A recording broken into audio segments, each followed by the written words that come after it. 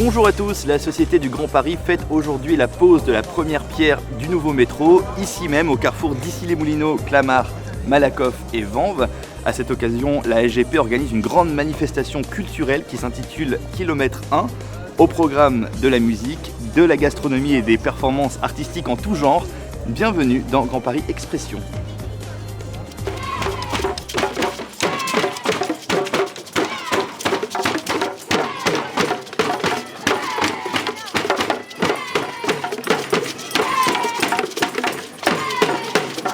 On a voulu aller plus loin et associer la population aux travaux. Alors les travaux, c'est des nuisances, mais c'est aussi l'occasion de mettre en avant la richesse des territoires, de mettre en avant les associations culturelles, les lieux culturels qui existent sur ces territoires. On en a recensé plus de 250 autour des gares du Grand Paris. Et donc tout au long des chantiers, ce sera l'occasion de mettre en valeur cette richesse culturelle du Grand Paris. On a associé aujourd'hui un chantier avec une œuvre culturelle. Est-ce que vous pouvez nous expliquer le lien qu'il peut y avoir pour le grand public ? Écoutez, la culture est un élément particulièrement important. Je sais que la Société du Grand Paris travaille également à un lien avec le sport sur les sites.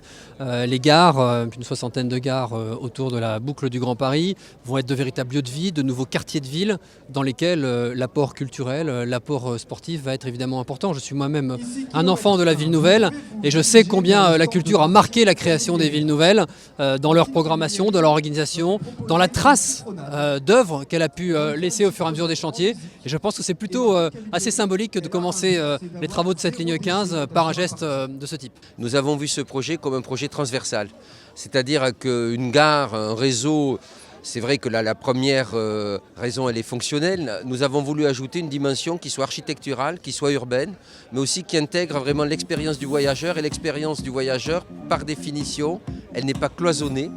Elle est instantanée, elle est globale et donc le design, les interventions culturelles, le festif, l'événementiel, tout ça a sa place dans les gares du Grand Paris.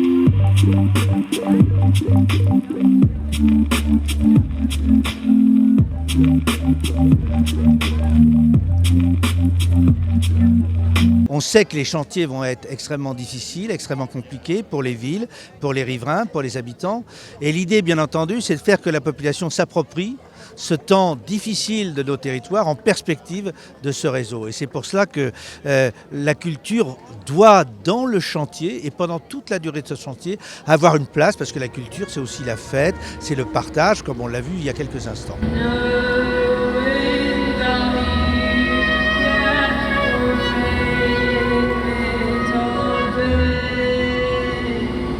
Je pense qu'il y a un vrai besoin maintenant. On perd du temps à aller travailler quand on n'est pas sur Paris, quand on fait de banlieue à banlieue. Donc là, ça devient indispensable en fait de mettre ce genre de choses à disposition. Je trouve que c'est une très bonne idée parce que ça permet de désenclaver toute la banlieue et apporter plus un réseau de transport plus important. Toute la vie sociale s'articule et s'organise par rapport au positionnement de la commune par rapport à Paris, et ceci en raison des moyens de transport ou des voiries. Et donc là, ça va changer. Pour nous, c'est un peu une chance, on va dire, parce que ça va nous permettre de pouvoir nous déplacer encore plus facilement qu'aujourd'hui sur la région parisienne. Donc pour nous, c'est un plus dans notre vie quotidienne. Ça m'inspire une vision plus englobante de Paris et de sa première couronne. C'est exactement l'originalité de ce projet. Comment la Société du Grand Paris a pensé un projet de mutation urbaine, non pas comme une mutation technologique, une mutation qui va simplifier la vie des franciliens, mais aussi qu'une mutation doit avant tout être culturelle, partagée, qui va transformer la réalité de l'ensemble des franciliens, mais aussi de la vision de l'étranger sur Paris et sur le reste.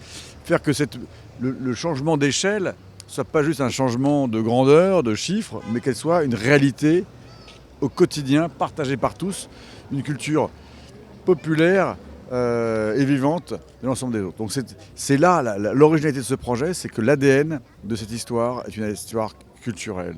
Et la culture avec tous, pour tous. Les artistes ont essayé de faire le lien entre cette force de travail qui est représentée par les travailleurs sur ce chantier et la culture. Et c'est le prolongement un peu de cette force de travail que vous voyez transparaître dans toutes les œuvres d'art qui sont réalisées pour cette occasion. Ce que j'ai voulu là, c'était mettre l'idée que toute la signalétique est l'idée que quelque chose est en train de se faire. Qu'il y a un territoire, en gros, qui est en construction.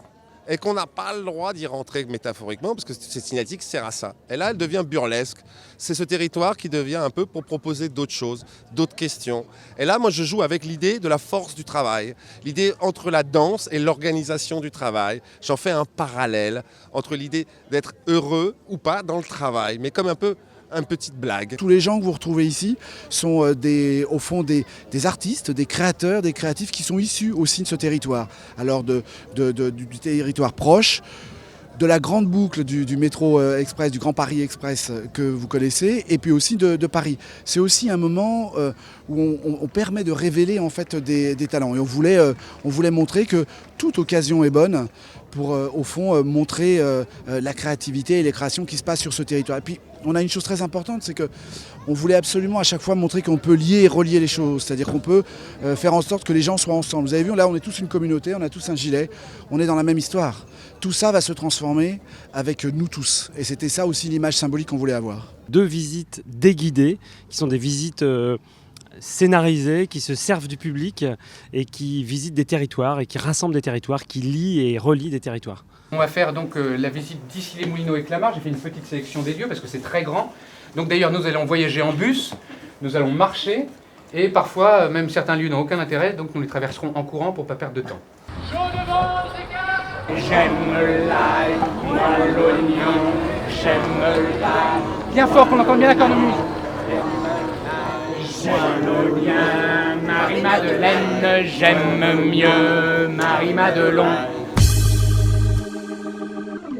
Je suis quand même très satisfait de voir que le projet se développe, qu'il est mené par des équipes qui y croient et avec des élus de territoire qui, depuis le départ, ont toujours montré qu'ils comprenaient l'enjeu et qu'ils souhaitaient qu'on réalise ce Grand Paris. Qu'est-ce que c'est pour vous le Grand Paris ? Pour moi, le Grand Paris, ça prend pas d'ess. C'est-à-dire c'est le Grand Paris, un Grand Paris sur l'avenir qu'on mène tous ensemble dans ce territoire du Grand Paris avec un S.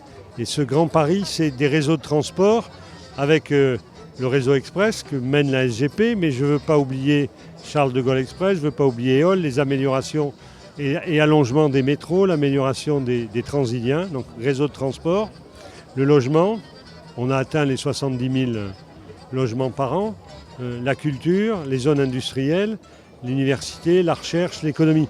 Tout ça se met à bouillir ensemble pour faire le monde de demain dans cette métropole. Là, on a posé une brique, c'est une brique d'une invention collective. Le Grand Paris, c'est collectivement de jouer le Grand Paris sans S. Et on le fait sur tous les sujets. Ça bouillonne, c'est le monde, c'est le plaisir de construire le monde de demain pour nos enfants.